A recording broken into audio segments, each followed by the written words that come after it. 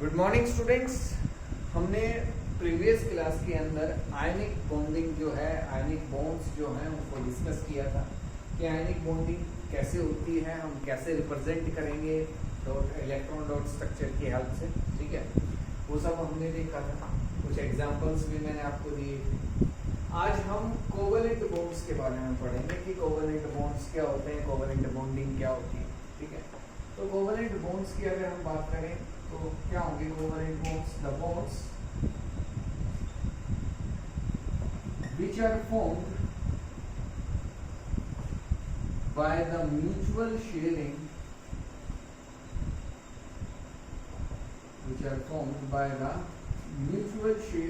of electrons between two atoms। ठीक है, वो बॉन्ड्स जो म्यूचुअल शेयरिंग से बने, इलेक्ट्रॉन्स की शेयरिंग से, मतलब जो दो एटम्स हैं वो आपस में इलेक्ट्रॉन्स की शेयरिंग करेंगे, एक दूसरे को देंगे नहीं कि वो उसको इलेक्ट्रॉन दे रहा है या वो उससे एक्सेप्ट कर रहा है, ऐसा कुछ नहीं होगा। इसमें इलेक्ट्रॉन्स शेयर किए जाएंगे। क्या किए जाएंगे?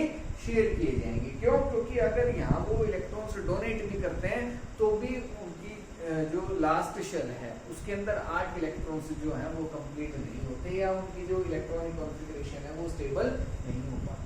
ठीक है, तो ये हम जो कोवेलेंट बॉन्डिंग है यहाँ हम ऑक्टेट रूल देखेंगे, ऑक्टेट रूल जो है। ठीक है, वैसे ये आयनिक बॉन्डिंग में भी हमें देखने को मिलता है कि यार एटम जो है वो चाहता है कि उसके लास्ट शेल में 8 इलेक्ट्रॉन्स होते हैं, लेकिन यहाँ हमें ये देखना है कि ऑक्टेट है, उसके 8 इलेक्ट्रॉन्स पूरे करने के लिए हमें कितने इलेक्ट्रॉन्स जो है वो शेयर करने हैं। ठीक है, ताकि उसका जो ऑक्टेट है वो क्या हो जाए? कंप्लीट। तो उसको हम ऑक्टेट रूल बोलते हैं। ठीक है, क्या है octet rule? The tendency of an element, the tendency या हम लिखेंगे the rule according to which every element tends to complete 8 or 2 electrons in its outermost shell,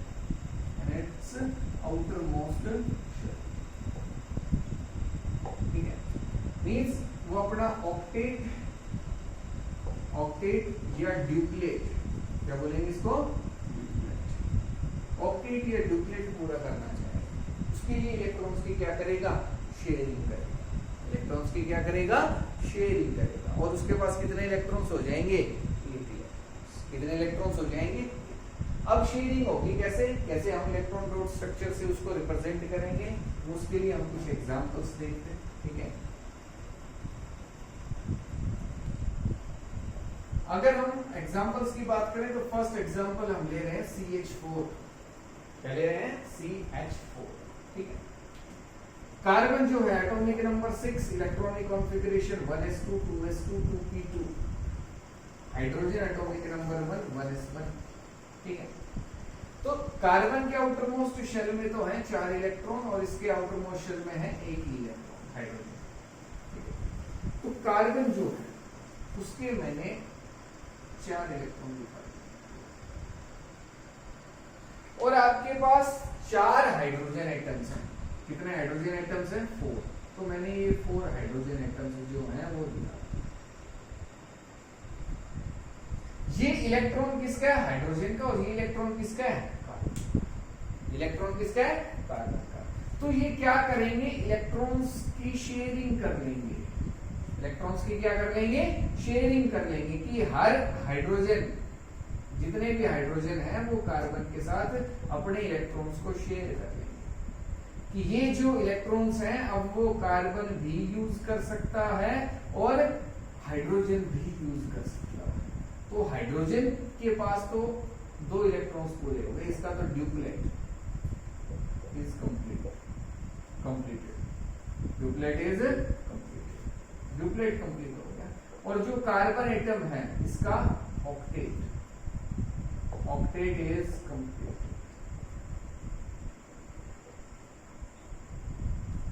octet completed, यहाँ डुप्लेटेड, ठीक है, इसका ऑक्टेट कंप्लीट हो गया और इसका डुप्लेट कंप्लीट हो गया, तो दोनों क्या हो गए, सेटिस्फाई हो गए। दोनों क्या चाह रहे थे कि एक चाह रहा था कि उसके आउटर मोस्ट शेल में 8 इलेक्ट्रॉन्स हो जाए, दूसरा चाह रहा था कि उसके आउटर मोस्ट शेल में कितने इलेक्ट्रॉन्स हो जाए, 2 इलेक्ट्रॉन्स हो जाए, तो ऐसा हो गया, ठीक है, ये आपको समझ में आ गया होगा। अब हम एक एग्जांपल और देखते हैं कि अगर आपके पास डिफरेंट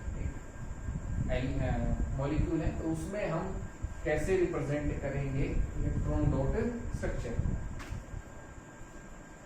तो हमारे पास स्ट्रक्चर हो सकती है, ये कंपाउंड हो सकता है Cl2, ठीक है, क्या है Cl2। अब देखो chlorine atomic number 17, 1s2 2s2 2p6 3s2 3p5,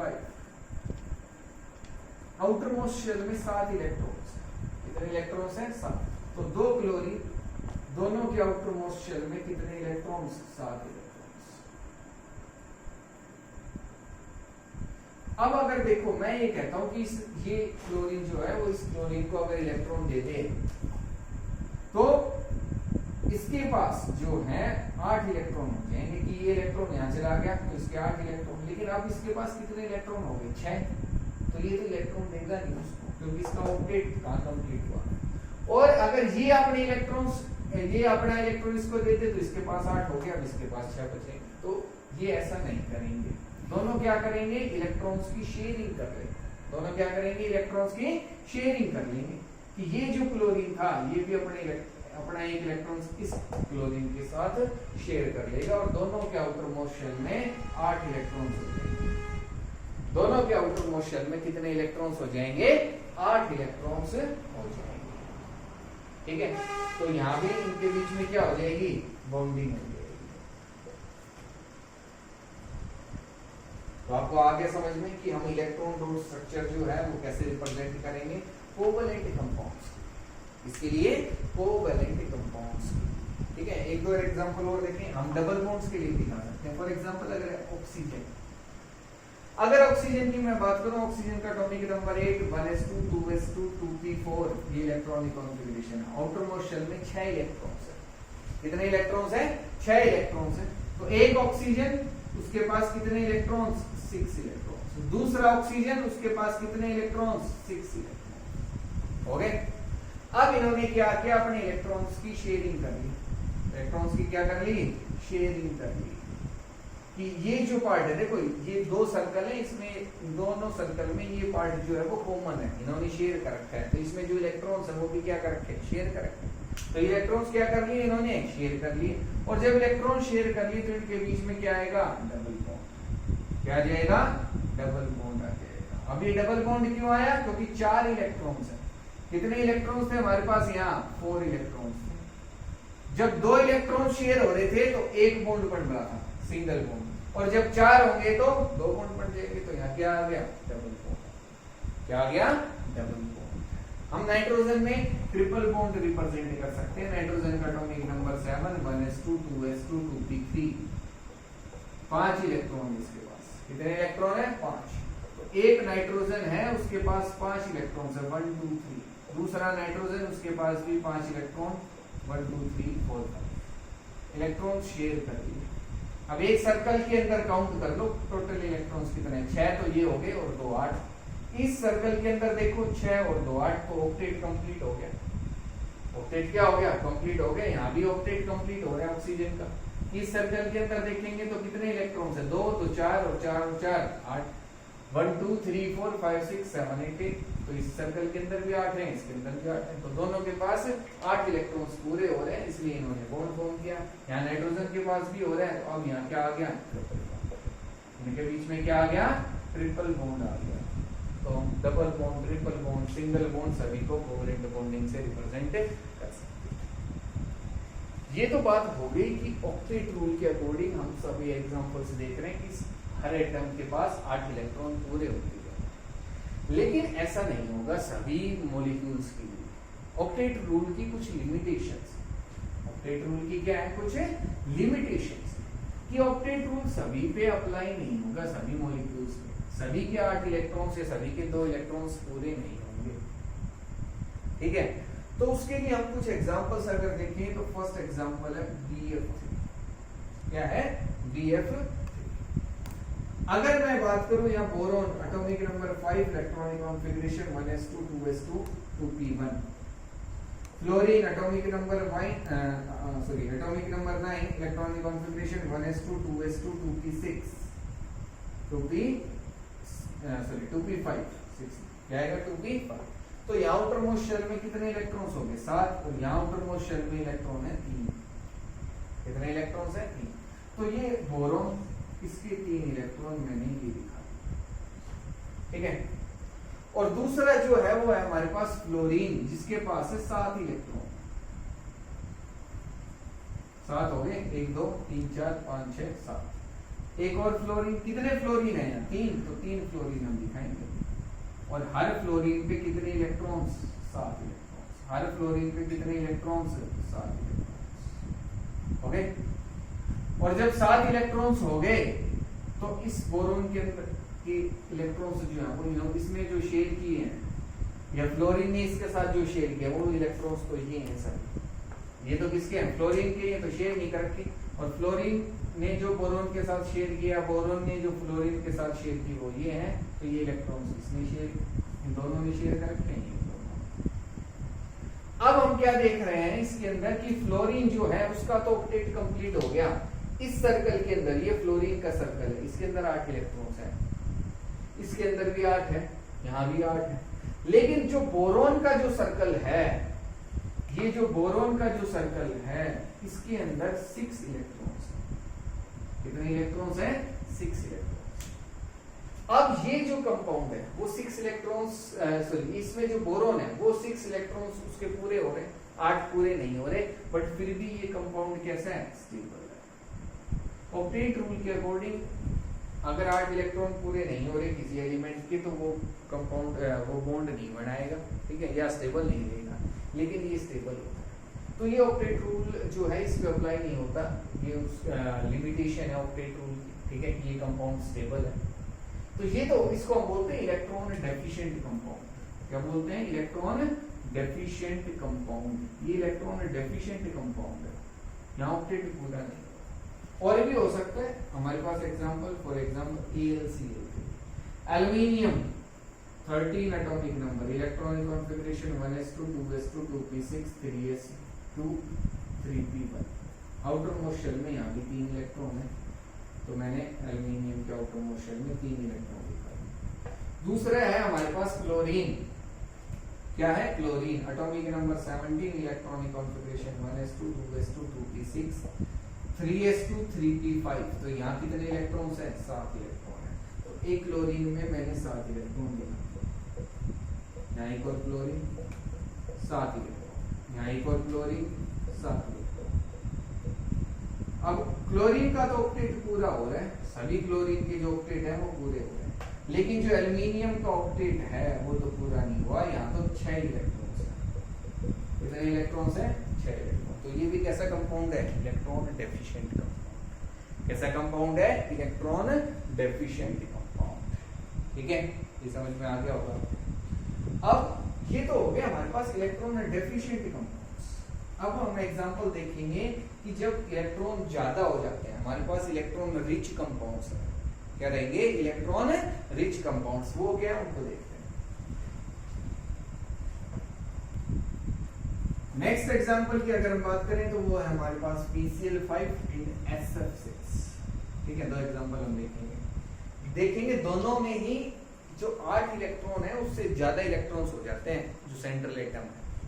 ठीक है, जो मेन एटम है जो बीच में रहता है उसके पास 8 इलेक्ट्रॉन से ज्यादा हो गए, उसके पास 10 इलेक्ट्रॉन हो जाएंगे, फिर भी वो कंपाउंड बना रहे हैं, उसको तो 8 पे ही रुक जाना चाहिए था। तो ये ऑक्टेट रूल की लिमिटेशन है, कमियां है कि वो सभी पे अप्लाई नहीं होता। जब सभी पे अप्लाई नहीं होगा तो हम आगे और थ्योरीज पढ़ेंगे कि जो एलिमेंट्स है वो कंपाउंड्स कैसे बनाते हैं, क्या स्ट्रक्चर होगी। ठीक है, हमने हमारे जो नेम है चैप्टर का, यूनिट का, वो क्या है? Chemical bonding and molecular structure. मतलब हम स्ट्रक्चर को भी डिस्कस करेंगे कि कंपाउंड्स की स्ट्रक्चर कैसी होती है। ठीक है, उसको भी देखेंगे। तो पहले हम ये देखते हैं हमारे example PCl5 phosphorus. Atomic number इसका होगा 15। कितना होगा?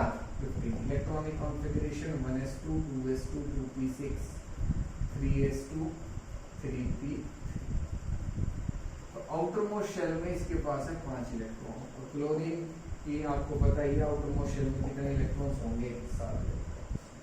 तो देखो फॉस्फोरस कितने इलेक्ट्रॉन्स हैं, 5। कितने इलेक्ट्रॉन्स हैं, 5 इलेक्ट्रॉन्स हो गए। और क्लोरीन के कितने हैं, 5। तो हर इलेक्ट्रॉन के पास एक क्लोरीन होगा, हर इलेक्ट्रॉन के पास एक क्लोरीन। और क्लोरीन का आउटर मोस्ट शेल में 7 इलेक्ट्रॉन्स, तो ये 7 इलेक्ट्रॉन्स, ठीक है। 1 2 3 4 5 6 और ये 7। 1 2 3 4 5 6 और ये 7।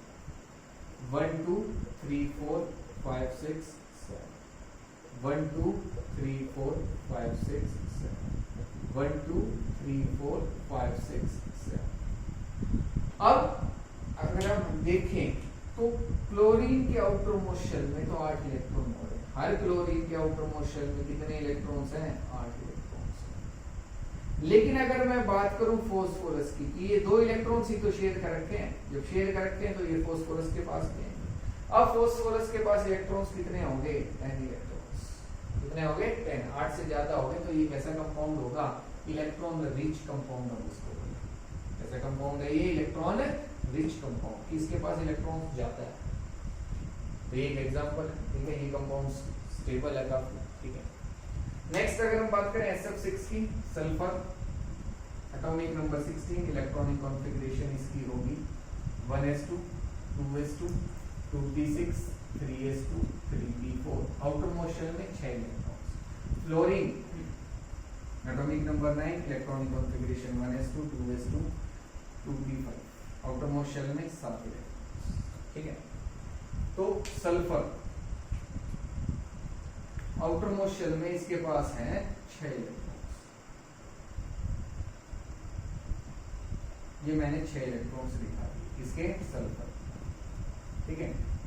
और अब इसके साथ 6 फ्लोरीन आइटम्स अटैच।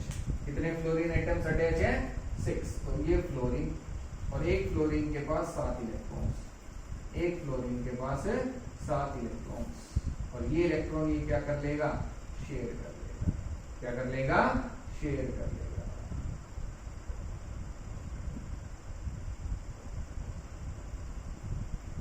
कुछ इस तरीके से हम इसको रिप्रेजेंट करेंगे। यहां भी तो हम क्या देख रहे हैं कि फ्लोरीन के आउटर मोस्ट शेल में तो कितने इलेक्ट्रॉन्स हो गए, 8। कितने हो रहे हैं, 8। लेकिन अब ये जो बीच वाला आइटम है सल्फर, इसके पास अगर हम इलेक्ट्रॉन्स देखें तो कितने इलेक्ट्रॉन्स हो गए, 12 इलेक्ट्रॉन्स। कितने इलेक्ट्रॉन्स हो गए, 12। तो ये तो ऑक्टेट रूल को फेल कर रहा है। ऑक्टेट रूल तो कहता है कि एलिमेंट तभी रिएक्ट करेगा जब उसको 8 इलेक्ट्रॉन्स पूरे करने होंगे, और जब उसके पूरे होंगे तभी वो बॉन्ड बनाएगा। लेकिन यहाँ ये बॉन्ड बना रहे हैं, ये कंपाउंड स्टेबल भी है। तो ऑक्टेट रूल सभी मॉलिक्यूल्स पे एप्लीकेबल नहीं होता है, ये उसकी हमने लिमिटेशंस दी, ठीक है। तो कोवेलेंट कंपाउंड्स की इलेक्ट्रॉन डॉट स्ट्रक्चर हम कैसे रिप्रेजेंट करेंगे, आयनिक कंपाउंड्स की कैसे करेंगे, ये सब हमने सीखा है, ठीक है। शेयरिंग कैसे होती है इलेक्ट्रॉन्स की, वो सब हमने देखा। अब नेक्स्ट क्लास के अंदर हम वेस्पर थ्योरी जो है, ठीक है, उसको देखेंगे कि क्या है हमारे पास वेस्पर थ्योरी, कैसे हम मॉलिक्यूल्स के स्ट्रक्चर्स जो है उनको डिटरमाइन करेंगे, ठीक है। वो सब हम पढ़ेंगे। आज जो करवाया है इसमें अगर किसी को कोई भी डाउट रहती है तो मेरे से पूछ लेना, ठीक है।